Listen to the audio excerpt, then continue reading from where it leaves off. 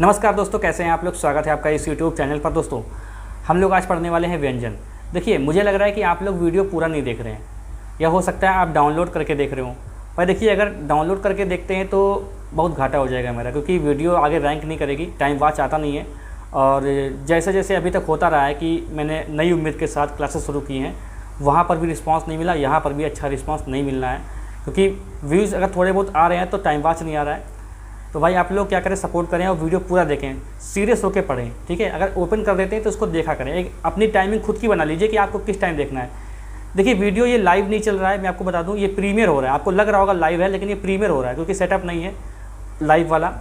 तो ये video premiere हो रहा है, आपको लाइव लग रहा होगा, लेकिन आपकी कमेंट मैं पढ़ता हूँ जो आप कमेंट करते हैं, ठीक है। जो PDF है वो आपको सेंड कर दी जाएगी। PDF मैं रखूँगा नहीं अपने पास, टेलीग्राम पे आपको जो है दे दी जाएगी। जिन लोगों ने टेलीग्राम ज्वाइन नहीं किया है, टेलीग्राम को ज्वाइन कर लें। इसका लिंक जो है इसी वीडियो के डिस्क्रिप्शन में है। आज जहाँ तक हम लोग हिंदी पढ़ लेंगे उतना मैं PDF आपको सेंड कर दूँगा। मैं सोच रहा था कि 3-4 पार्ट में PDF दूंगा, लेकिन आप लोग पहले कहने लगे हैं, तो कोई बात नहीं है। हम लोग जितना आज पढ़ लेंगे इसको एक साथ जो है PDF में बना के टेलीग्राम पे डाल दूंगा। चैनल पर जो लोग नए हैं वो कृपया सब्सक्राइब कर ले, बेल आइकन दबा दें, जिससे वीडियो का नोटिफिकेशन आपको मिलता रहे। भाई चलिए स्टार्ट करते हैं व्यंजन। सबसे पहले दोस्तों बात करते हैं व्यंजन। व्यंजन कितने होते हैं, व्यंजन कितने होते हैं, ये क्वेश्चन बन जाएगा आपसे, तो आप लगा देना है 33 व्यंजन होते हैं। कैसे होते हैं, देखिए, इसको सिद्ध करने के लिए क्या करते हैं, जैसे कि वर्गीय जो व्यंजन होते हैं, वर्गीय व्यंजन, सॉरी ये कैसे लिख गया, वर्गीय व्यंजन, ठीक है, वर्गीय व्यंजन और अंतस्थ व्यंजन और ऊष्म व्यंजन, इनको जब काउंट कर लेंगे ना दोस्तों, तो आपकी संख्या आ जाएगी 33, ठीक है। अभी मैंने सब बनाया हुआ है, आपको बता दूंगा मैं। तो जो वर्गीय व्यंजन है ये 25 हो जाएंगे, ठीक है। तो 25 हो जाएंगे, बाकी जो है आपके ये 8 हो जाएंगे, तो 25, 8, 33, ठीक है। कैसे हो जाएंगे अभी हम लोग डिस्कस करते रहेंगे, बस आप लोग सब्र कीजिएगा, हर चीज़ आपकी जो है डाउट जितने भी हैं वो क्लियर हो जाएंगे। चलिए देखते हैं व्यंजनों की संख्या दोस्तों कितनी है, 33 है। देखिए, जो वर्ग होते हैं ना, वर्ग इसे कचट तब बोलते हैं, उनको अगर आप लोग याद कर लेते हैं तो बहुत ज़्यादा फायदा रहेगा, क्योंकि उससे सघोष अल्पप्राण महाप्राण वगैरह उससे हो जाते हैं, ठीक है। तो देखिए, जैसे कि यहाँ पर लिखा है वर्गीय व्यंजन, वर्गीय व्यंजन यहाँ पर लिखा हुआ है। तो अभी इनको हम लोग देख लेंगे, जोड़ के देख लेते हैं कितने। जैसे ये देखो लिखा है कचट तप, ये का चा टा ता पा, तो आप कचट तप अगर याद रखेंगे, कचट तप, ठीक है, तो इससे आपको ज़्यादा आसानी रहती है। कैसे, जैसे का वर्ग में कौन कौन से हैं, का, खा, गा, घा और ये अड़ा, ठीक है। कितने हो जाएंगे, 5 इसमें हो जाएंगे। चा वर्ग में भी 5 हो जाएंगे। तो चा वर्ग में कौन कौन से हैं, चा, छा, जा, झा, या। टा वर्ग में कौन से हैं, टा, ठा, डा, ढा, णा, ठीक है, ये 5 हो जाएंगे। ता वर्ग में कौन सा है, ता, था, दा, धा, ना। पा वर्ग में पा, फा, बा, भा, मा। और अंतस्थ में देखिए, अब देखिए इनको अगर जोड़ेंगे ना दोस्तों, इनको जोड़ेंगे तो कितनी टोटल कितने आ रहे हैं, 35 आ रहे हैं। कितने आएंगे भाई, इनको जोड़ेंगे तो कितने आएंगे, 35 आएंगे, ठीक है। और देखिए, कुछ लोगों ने कल बहुत कमेंट किया कि कलर जो है कुछ गड़बड़ हो गया था, तो मैं समझ नहीं पाया था, लेकिन मैं बोल रहा था, तो आपको समझ में तो आना चाहिए। बाकी PDF जब डाल दूंगा ना उस पर, तो वहाँ पे आपको सही से दिख जाएगा, ठीक है। कभी कभी कलर जो है मिसमैच कर देता है। अब मैं कलर बना के बैठूँ तो काफ़ी टाइम लग जाएगा, ठीक है, और इतना मतलब प्रैक्टिस नहीं है अभी। देखो, तो इसमें संख्या कितनी आ रही है, 25, ये संख्या कितनी आ रही है, 25 संख्या आ रही है। अब देखिए, इसी में क्या होता है, ये होता है अंतस्थ, ये क्या हो जाएगा, अंतस्थ, यार अलावा, तो इसमें जोड़ दो 4।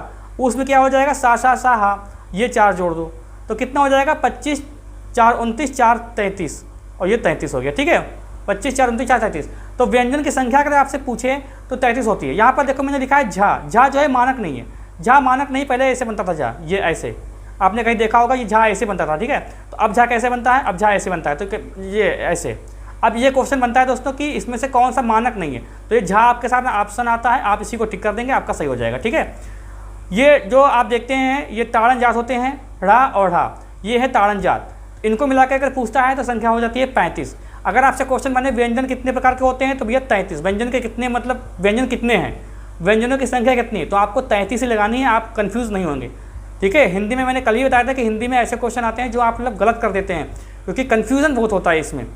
तो क्या है, वर्गीय व्यंजन। अब देखो मैं आपको बता दूं यहाँ पे, जैसे कि ये जो एक चीज़ बता दूं आपके, जैसे ये एक सिरोरेखा, ये एक कच्चा खाका है, ठीक है। तो ये जो ऊपर बिंदु होती है इसको बोलते हैं दोस्तों अनुस्वार, इसको क्या बोलते हैं, अनुस्वार बोलते हैं। और ये जो नीचे बिंदु यहाँ पर होती है इसको बोलते हैं पंचमाक्षर, पंचमाक्षर बोलते हैं इसको, ठीक है। नीचे होती है, इसको बोलते हैं ताड़न जात। ताड़न जात कितने होते हैं? 2 ही होते हैं, ताड़न जात बोलते हैं। उच्छिप इसको बोलते हैं, उच्छिप भी बोलते हैं, फेंका हुए बोलते हैं, ताड़न जात बोलते हैं।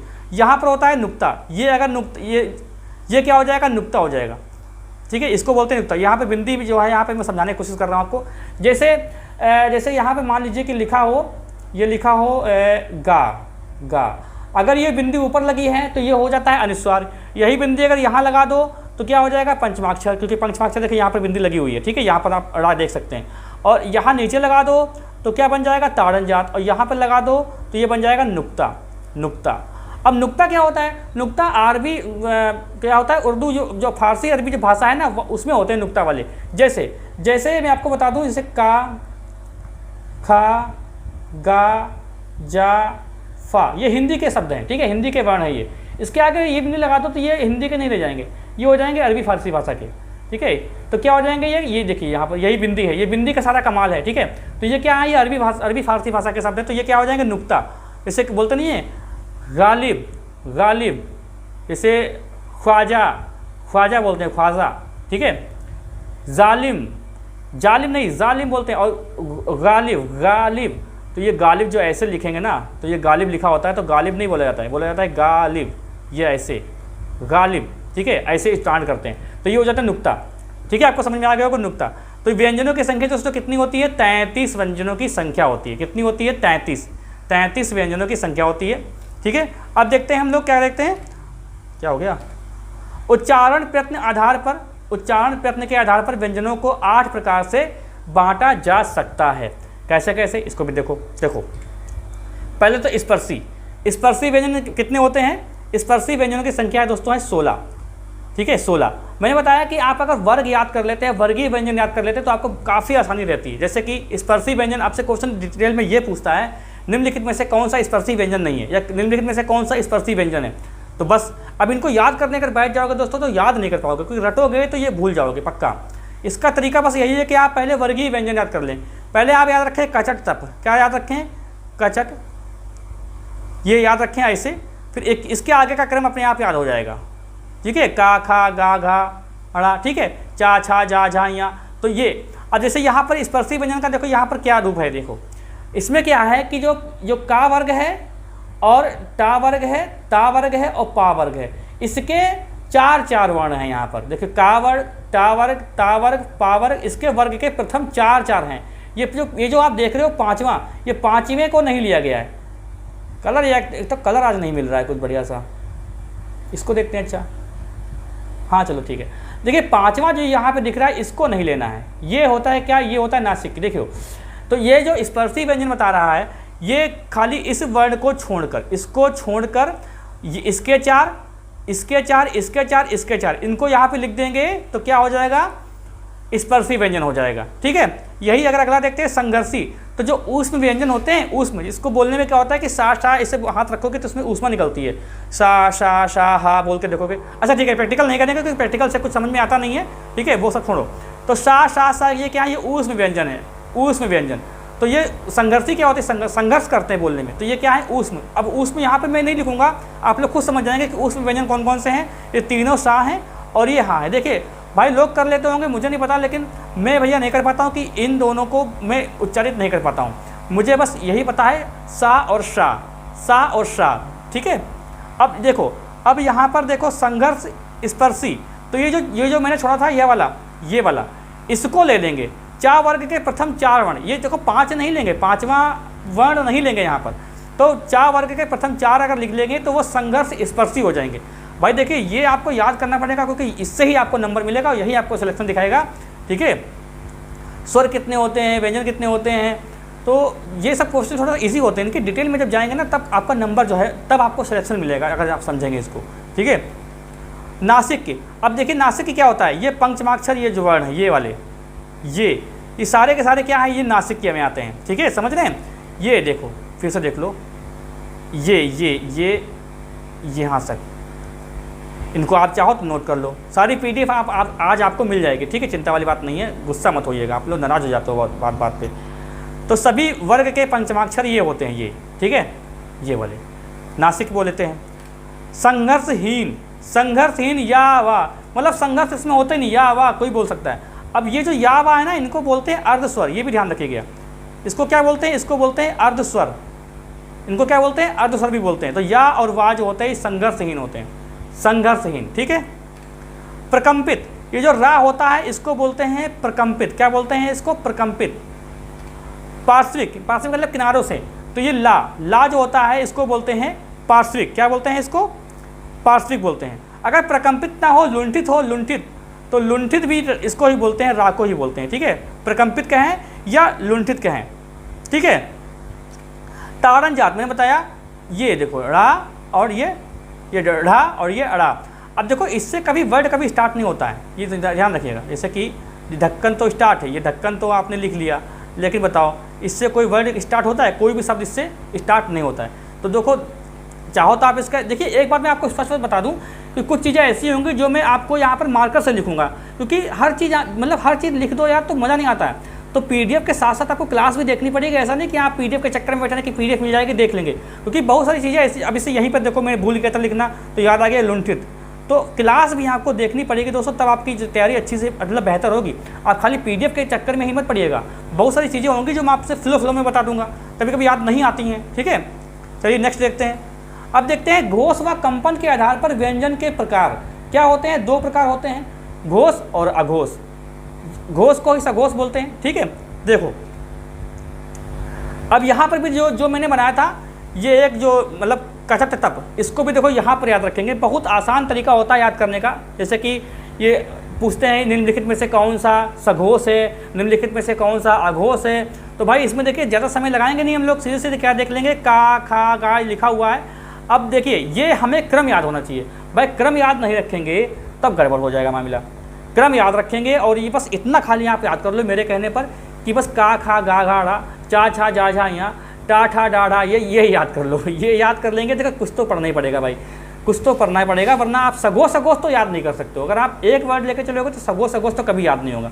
ये याद करने वाला है ही नहीं यार कभी, तो इसमें क्या याद करना, ठीक है। देखो जैसे ये देखो पहली और दूसरी ये पंक्ति जो है ये क्या होती है? ये अघोष होती है, ठीक है, ये अघोष होती हैं। और बाकी की बची हुई 3 क्या होती है? ये सघोष होती हैं। इसमें ज़्यादा समय कुछ लगाना ही नहीं, ठीक है। देखिए ऑनलाइन क्लासेस में फ़ायदा ये होता है कि इस पर समय आपका जब बचता है। अगर मैं आपको लाइव पढ़ाऊँ तो आप लोग कमेंट करेंगे, कुछ बातें होंगी मेरी तरफ से, कुछ बातें आपकी तरफ से होंगी, उसमें समय जाएगा। सबसे अच्छा तरीका ये है कि आप रिकॉर्डेड वीडियो देख लो। ये तरीका सही इसलिए होता है, हालांकि लाइव में मज़ा एक अलग ही आता है कि मुझे लगता है कि आप मतलब मेरे सामने बैठे हो, आपको भी लगता है कि मैं सामने बिल्कुल बोल रहा हूँ। लेकिन अगर चालाकी की या अगर समय की बचत की बात कहें तो रिकॉर्डेड क्लासेस जो है ज़्यादा महत्वपूर्ण होती हैं। आपने देखा होगा कि जब लाइव क्लास चलती है दोस्तों, तो लाइव क्लास में ज़्यादा कितने 3-4 हज़ार लोग देखेंगे, लेकिन उसके बाद में देखेंगे उस पर लाखों व्यूज़ होते हैं। क्यों होते हैं? क्योंकि बाद में वो सर्च में आती हैं और उस पर लोग तैयारी करते हैं, क्योंकि समय वहाँ पर जो है ज़्यादा बर्बाद नहीं होता है, ठीक है। अब अगर सघोष समझाने पे आ जाओ तो ये बहुत मतलब लंबी बातें मार सकता है, खींच सकता है कोई, ठीक है।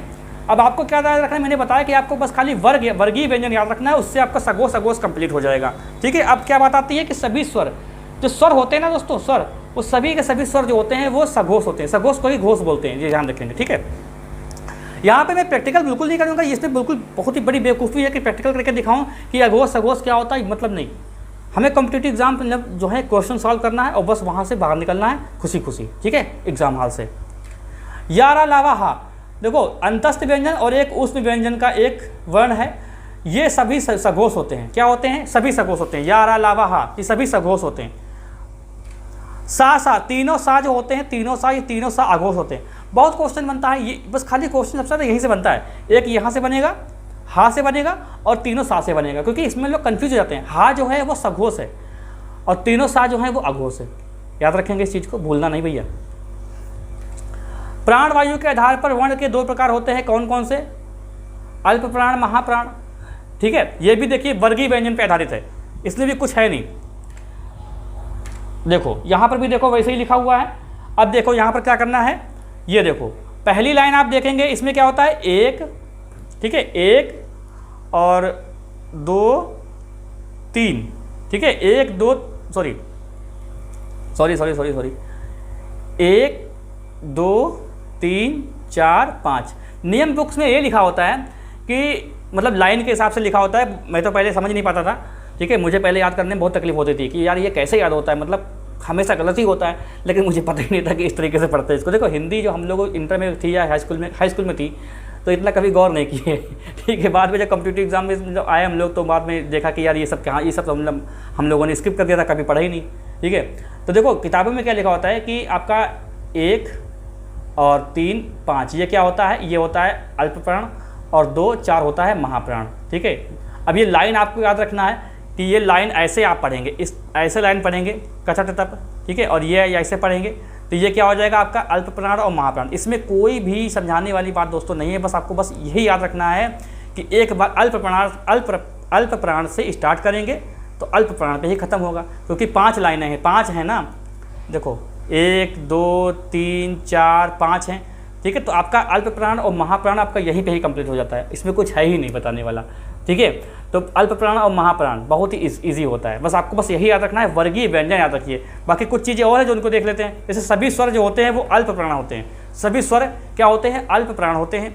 और यार अलावा यानी अंतस्थ व्यंजन जो होते हैं वो अल्प प्राण होते हैं, और जो ऊष्म व्यंजन होते हैं सभी ऊष्म व्यंजन, यहाँ पर हा वाला जो है सिस्टम नहीं है, हा को भी लिया गया है, ये क्या होते हैं, ये महाप्राण होते हैं। क्या होते हैं, ये महाप्राण होते हैं। तो भैया आपका अल्प प्राण और महाप्राण, जहाँ पर आप क्लास में पूरी क्लास 1-1 घंटा लोग ले लेते हैं, वहाँ पर यहाँ पर मैंने आपको 2 मिनट में समझा दिया है। इससे ज़्यादा कि मैं क्या समझाऊँ आपको, बस आपको क्या है, वर्गीय व्यंजन याद रखना है, बाकी प्रैक्टिस करनी है। ठीक है, अगला आगे देखते हैं। उच्चारण स्थान के आधार पर वर्गों का वर्गीकरण, वर्णों का वर्गीकरण, इसमें स्वर और दोनों आ जाएंगे। ठीक है, देखो जैसे स्वर यंत्रमुखी काकल्य, कंठ, तालव्य, मूर्धन्य, वत्सर्य, दंत, ओष्ठ, कंठोष्ठ, दंत्योष्ठ, दव्योष्ठ और कंठ तालव्य। इतना होता है। इनको भाई देखो आपको याद करना पड़ेगा। मैंने कहा कि आपको हिंदी में बहुत, देखिए हिंदी में आपको एक बात बताऊँ मैं स्पष्ट बिल्कुल, जैसे हिंदी में ये मान के चलो कि 35% सभी लोग कर लेते हैं, 35% नहीं 80%। हिंदी में आप मान के चलिए 75% सभी लोग कर लेते हैं, सभी लोग कर लेते हैं। जो आदमी 85 मतलब जो 95% तक करता है उसका हिंदी में अच्छा स्कोर माना जाता है। और 95% तक तब करोगे जब ये सब चीज़ें आपको पता होनी चाहिए। ठीक है, देखो स्वरयंत्र जो मुखी है उसको बोलते हैं, वो कौन सा है, हा किस में आता है, काकल्य है, हा है। कंठ में क्या है, का खा गा ड़ा, और ये स्वर होते हैं 2, आ और आहा। ठीक है, मतलब ये विसर्ग वाला। ठीक, तालव्य, अभी देखो ये जो सीरीज है इसको याद करना पड़ेगा आपको। बाकी मैं पीडीएफ में बना के, पीडीएफ तो आपको मिल ही जाएगी, बाकी तो आप पढ़ते ही रहेंगे, लेकिन यहाँ पर भी ध्यान दीजिए। तालव्य, चा छा जा झा या सा, और जो छोटा ई, ये छोटा ई जो है, बड़ा ई नहीं है, छोटा ई है यहाँ पर, ये तालव्य है। निम्नलिखित में से कौन सा तालव्य है, ये सामने आपके ऑप्शन होंगे, ऐसे क्वेश्चन आता है। ठीक है, मूर्धन्य, टा ठा डा ढ़ा अड़ा शा, ये वाला सा इसमें देखिए आया हुआ है, और ये री से री एक स्वर आया है इसमें। नाला रासा, ये वत्सर्य होता है। दंत, ता था दा धा, ना इसमें नहीं है दोस्तों, याद रखेंगे। और ऊ और बड़ा ऊ, ये ओष्ठ, ऊ बड़ा ऊ। ठीक है, और कंठ्योष्ठ, ओ औ, दंत्योष्ठ, वा और फा, दव्योष्ठ, पा फा बा था मा। भाई देखो ये आपको याद करना है, अगर अच्छा स्कोर चाहते हैं तो आपको ये याद करना पड़ेगा। ठीक है, इसमें कोई नाराज मत होइएगा कि सर कैसे पढ़ा रहे हो, ये कहाँ से आ जाता है, ऐसा आता है क्वेश्चन। कंठ तालव्य, अब देखो कंठ तालव्य मतलब क्या हो गया भाई, कंठ तालव्य मतलब क्या, अब इसे आ है यहाँ पर और ये वाला तालव्य ई है, तो ये बराबर क्या हो जाएगा, ए और ए हो जाएगा। इनको जोड़ देंगे तो क्या होता है, ए ही तो बनता है। ठीक है, तो ये हो गया आपका कंठ तालव्य। तो ये सीरीज भी आपको याद रखनी है। ठीक है, बाकी डाउट किसी चीज़ पे हो तो आप लोग कमेंट करेंगे, मैं उसका रिप्लाई कर दूंगा, मैं सबकी कमेंट पढ़ता हूँ। ठीक है, हिंदी के अन्य वर्ण देख लेते हैं। अन्य वर्ण, अयोगवाह, अयोगवाह, देखो अयोगवाह, अयोगवाह कितने होते हैं, 2 होते हैं। कौन कौन से, अंग और आ। देखिए अंग और आ जो होते हैं ये स्वर पे ही हमेशा लगाए जाते हैं। जैसे मान लीजिए लिखा हो कंठ, कंठ, ठीक, तो आप लोग कहेंगे सर ये तो कंठ पे लिखा हुआ है, तो भाई व्यंजन तो अपने आप में पूर्ण होता नहीं है, व्यंजन के साथ क्या होता है, हमेशा स्वर होता है। तो इसको स्वर रहित करेंगे, यहाँ पर आ निकाल लाएंगे और यहाँ पर लगा देंगे ये अनुस्वार। ठीक है, तो ये क्या होता है, ये दोनों जो हैं ये स्वर पे ही काम करते हैं। तो अयोगवाह कितने होते, संख्या पूछेगा आपसे, अयोगवाह कितने होते हैं, 2 होते हैं। संयुक्त अक्षर कितने होते हैं, 4 होते हैं। कौन कौन से, छ, त्रा, ज्ञा और स्रा। अब देखिए आपसे क्वेश्चन ये बन जाता है कि किन वर्णों से मिलके ये बना हुआ है। तो जैसे छा है, छा, ये कैसे बना हुआ है, तो ये देखो ऐसे बना हुआ, का प्लस सा और प्लस आ, इस टाइप से बना हुआ है ये, का प्लस सा और ये आ, ये ऐसे मिलके बना हुआ है। जैसे कि ये त्रा है, त्रा कैसे बना हुआ है, तो ये और ये और ये क्वेश्चन ये बनेगा, ये पूछेगा आपसे कि निम्नलिखित में से छा किससे बना हुआ है, तो ध्यान रखेंगे इसको। मैं लिखना भूल गया यहाँ पर, मैंने कहा कि हर चीज़ पीडीएफ में नहीं मिल पाएगी, कभी कभी नहीं ध्यान देता है। ये ठीक है, और ये स्रा, स्रा किससे बनेगा, इससे।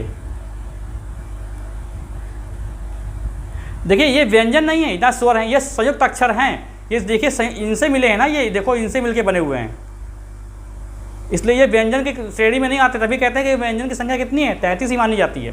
ठीक है, विकसित स्वर या अनुनासिक स्वर। विकसित स्वर क्या होता है, ये वाला, ये क्या है, ये चंद्रबिंदु, चंद्रबिंदु, तो ये विकसित स्वर है।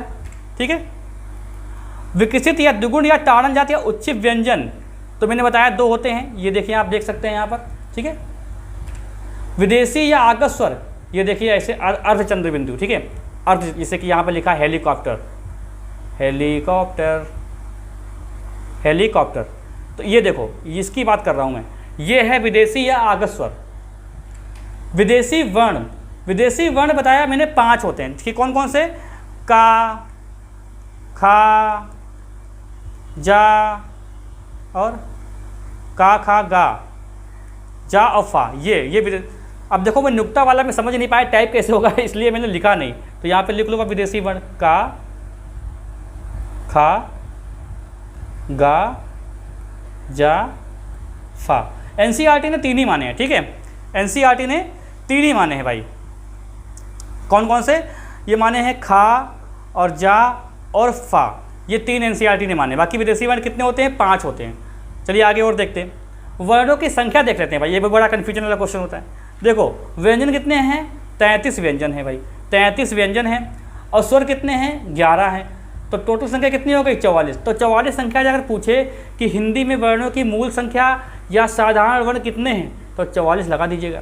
लेकिन क्वेश्चन पूछने का तरीका तब बदलेगा जब आपसे पूछे कि अयोग वाक अगर ऐड करना है, इसमें अयोग वाक को ऐड कर दो, ठीक है, और संयुक्ताक्षर को ऐड कर दो और ताड़नजात को ऐड कर दो, तो कुल मिला के कितने हो गए, 52। अगर पूछे हिंदी में वर्णों की कुल संख्या कितनी है, तो 52 लगा दीजिएगा। हिंदी में वर्णों की कुल संख्या कितनी है, तो 52 लगा दीजिएगा। ठीक है, इसके बाद कुछ क्वेश्चन पूछे मानक संख्या, जैसे विदेशी वर्ण जोड़ लेंगे 4। 4 कौन कौन से, अभी तो मैंने बताया कि एनसीईआरटी में 3 है विदेशी वर्ण, लेकिन भैया एक स्वर भी तो है, ये आगत स्वर भी तो है, ये भी तो है, इसको भी काउंट कर लेंगे तो 4 हो जाएंगे। अब कितनी संख्या हो जाएगी, अब इसकी हो जाएगी मानक संख्या। तो 56 जो है वो हिंदी में मानक वर्णों की संख्या है। वर्णों की मानक संख्या कितनी, 56 है। तो अब बताओ क्या बात आपको समझ में नहीं आई, आप लोग कमेंट करके पूछ सकते हैं, क्वेश्चन कर सकते हैं। बाकी कल हम लोग देखेंगे, संधि पढ़ेंगे हम लोग। ठीक है, अपने साथियों के साथ भी शेयर किया करें और वीडियो को पूरा देखा करें। कोई डाउट हो किसी चीज़ को लेके या फिर कोई चीज़ और भी प्रॉब्लम कर रही हो तो आप पूछ सकते हैं उसको। ठीक है, चैनल पे जो लोग नए हैं वो कृपया सब्सक्राइब कर ले, बेल आइकन दबा दें, जिससे वीडियो का नोटिफिकेशन आपको मिलता रहे। मिलते हैं हम लोग नेक्स्ट क्लास में।